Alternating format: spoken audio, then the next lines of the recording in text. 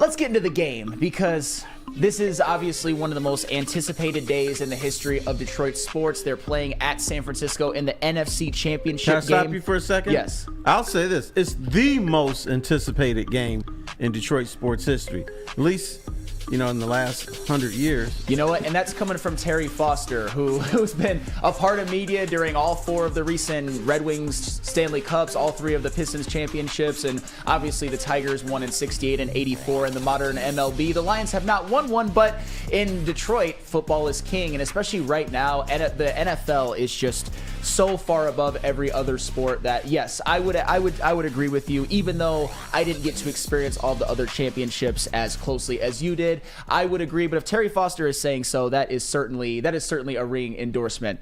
But Terry, I think this is one of those games where most Lions fans think that they have a very, very good chance to win. I think at one point during the year, a lot of us, especially after the Lions went to Baltimore and got killed and the San Francisco 49ers looked pretty much like a juggernaut, that it was inevitable that maybe they could get to San Francisco, but they would probably lose. But Terry, I'm seeing the tides changing a little bit. And for you, what are some of the keys to victory for the Detroit Lions this Sunday? I think that my biggest key is just be the Detroit Lions. The only reason, well, not the only reason, but a primary reason why people feel that the Lions can't win this game is because it's the Detroit Lions. But if you look, these teams are mirror images of each other. San Francisco just gets a little bit more hype than the Lions. They've done it for a longer time. But, both of them want to run the football. But here's what I will say about the Detroit Lions. Christian McCaffrey, hold him under 100 yards. And let me ask you, how many guys have run for over 100 yards against the Lions? Nobody. But hold him 70 yards or less. That's a key right there. Aiden Hutchinson or whatever, pass rush Brock Purdy, because Brock Purdy, when he gets pressured like he did against Green Bay, he's prone to mistakes. He doesn't have a quick release, so he's got that elongated release, so you can get to him. They are not invincible. First few games of the season, I thought Philadelphia and San Francisco, invincible. But what happens in the NFL is a team changes like 3 times during the season. And sometimes it's for the best and sometimes it's for the worst. For San Francisco, it's been for the worst. Green Bay, they're still kicking themselves saying probably should have won. Oh, yeah. So this game probably should be at Ford Field against the Green Bay Packers. But it just shows that the San Francisco 49ers are closer to earth than they were before. They're mistake prone. They have a quarterback who I'm not sure about. So, and Deebo Samuel. I mean, he's injured. He'll probably going to play, but how effective will he be? That's a great question. And holding Christian McCaffrey, getting after Brock Purdy, those are certainly some big-time keys that I think are pretty universal. I appreciate that, Terry. JB, what are some keys to a Lions victory over the San Francisco 49ers? Oh, man, this one's going to be tough. Number one, you got to stop the run. Christian McCaffrey, that's a bad guy. As Stephen A. Smith said, that's a bad man right there.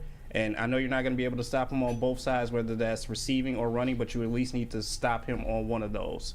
It doesn't matter which one it is, you just have to stop them on one of them. As well as that, for the Lions, you have to run the football. I'm going to give you a stat right now. The San Francisco 49ers are 10-1 when their opponents rush for under 100 yards. They're at least 3-4 when they've gone over 100 yards. So that gives the Lions a little bit of a chance there. And lastly, tackle. For the love of God, tackle. They have some amazing skill players. And I'm going to tell you right now, if Brock Purdy can get time and sit here and get the ball out to Deebo, if he plays, or Christian McCaffrey, and we miss a tackle, they could blow this whole thing up for a long run, which is not going to fade well for us. So those are at least a couple keys for me. Absolutely. Great analysis, JB. What about you, Kool-Aid? What are some keys to victory for the Detroit Lions over the San Francisco 49ers? Yeah, man, look, obviously Christian McCaffrey's going to get everybody's attention. But the more and more I kind of look at the devil in the details here, the Detroit Lions, a lot of people make a big fuss about how much yardage they give up through the air.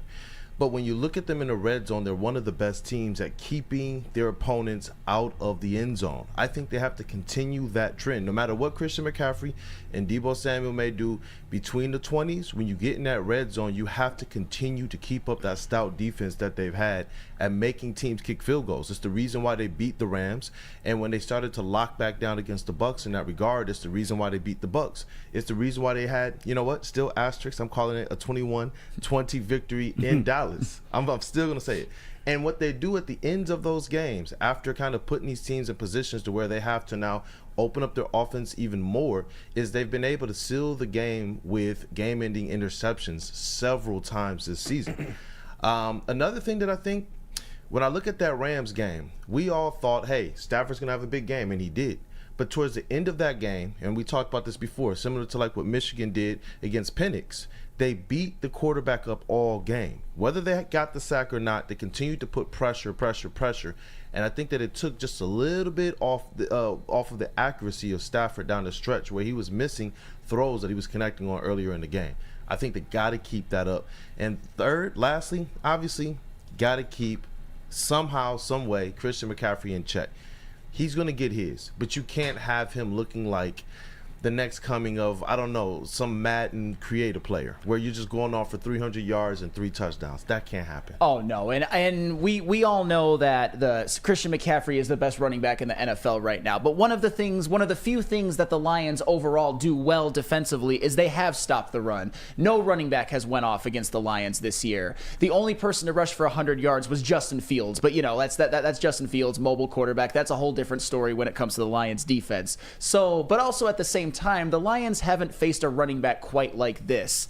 They've held some great running backs in check this year, like Aaron Jones, Kenneth Walker, Bijan Robinson, and Austin Eckler and the like. But Christian McCaffrey is a little bit of a different animal, and you look at what they did in the previous 2 playoff games. Kyron Williams got a few yards, but he went out in the game, and Rachaad White, he actually ran the ball fairly well in his limited sample size, but the Buccaneers abandoned the run for some reason, even though I don't think that they had to. But yeah, Christian McCaffrey can't go off. This is an area in which I think the Lions can limit Christian McCaffrey. I don't know if he's going to be stopped to like 11 carries for 17 yards, but don't wreck the game. Like, you know what? Christian McCaffrey had that big 37-yard touchdown run against the Packers to put him back in the lead. He eventually scored the game-winning touchdown against the Packers. Those are the type of things that the Lions can't let happen. And as far as defensively goes, when stopping the passing game or Brock Purdy and the like, I don't think that that's going to happen. But you have to put pressure on him, as you said, Terry Foster. Aiden Hutchinson has been on an absolute heater lately with sacks and pressures.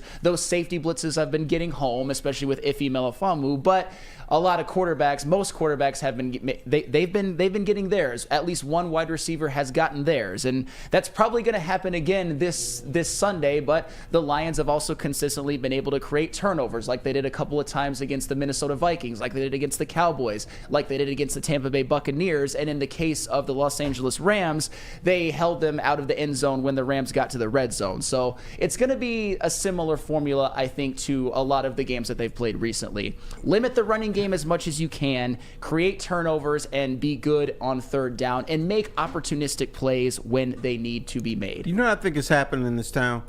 The people here have been so devastated by the Lions that they're afraid to say that they're good. Sure. I always hear how great the other teams are. They got a great quarterback, they got a great running back, but the Lions have really good players and have a good tactic too.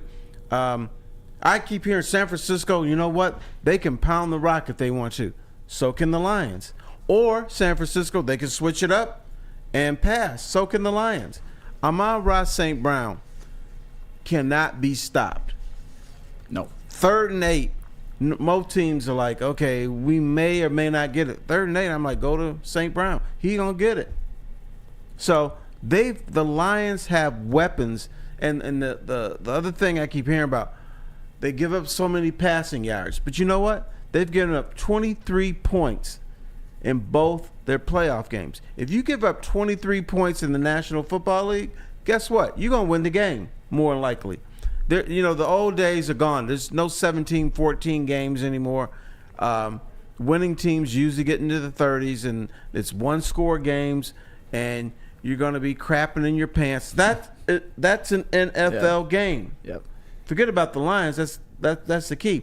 The other thing that this team does, and the O-line teams, they are poised at the end of games. You don't see people jumping off sides. You don't see a whole bunch of holding penalties and stuff like that. The Lions, if they lose, they just lose the game. It's because the other team was better. They don't kill themselves, and that's very important there too. Don't kill yourself. I mean, you saw it at the end of the Rams game when they just needed a couple of first downs to salt the game away after they ultimately stopped the Rams on their last attempt to get a go-ahead field goal or touchdown. And both of the first down conversions were through the air because, I mean, the first one was to David Montgomery, which was a safe pass, but the second one was to Amon-Ra St. Brown because, as you said, there is no real more reliable pass play in the NFL than like the 3rd and 8 pass to Amon-Ra St. Brown that goes for between like 9 and 15 yards. It's almost automatic. They have almost like that telepathic level chemistry. And we haven't even touched on the offense really. And that's the thing. The Lions being more bend but don't break defensively. That also goes with the Lions having an offense that can score points. And yeah, we talk about the 49ers and how they have a good defense and how they have a bunch of all pros on offense. But so do the Lions. They have a better offensive line. They have the best offensive line in the league. What the 49ers have with Christian McCaffrey, the Lions have with Jahmyr Gibbs and David Montgomery. I would think them two as a combo is even better than what Christian McCaffrey can give. Amon-Ra St. Brown, Frank Ragnow. So this is a loaded offense, and I think personally that it's almost a non-negotiable. Even if you're going up against a good defense, the Lions are still going to put up points. Oh, we didn't mention Sam Laporta. He's pretty good too. Sam Laporta. Yeah, Sam Laporta, another second-team All-Pro. I mean, the thing is, the Lions have a loaded offense, and I know that we know that. I don't know if nationally they really do, but the Lions 100% have a loaded offense that is as good as anybody, and yes, I include the San Francisco 49ers. And I'm going to stop right there because that is their opponent in the NFC Championship game. I'm not going to go any further than that. And speaking of offense, when we come back, we're going to talk about a key player for the Lions offense. Like if the Lions are to win, who is going to be the offensive MVP? But first, I have to tell you about Dispo.